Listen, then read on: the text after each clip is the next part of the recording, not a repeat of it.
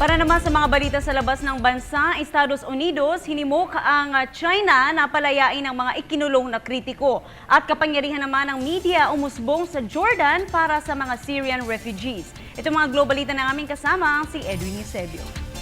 Hinihimok ng Estados Unidos ang China na palayain na ang mga kritiko o inilagay sa house arrest. Ito'y habang papalapit na ang ika-25 anibersaryo ng Tiananmen Square crackdown.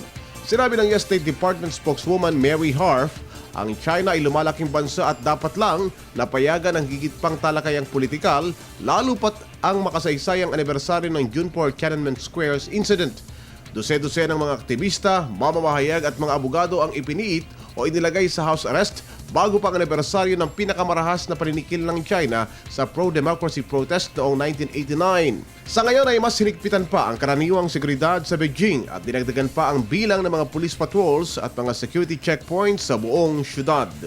Ang giyera sibil sa Syria ay naging dahilan para lumikas ang mahigit sa 9 milyong mga Syrians.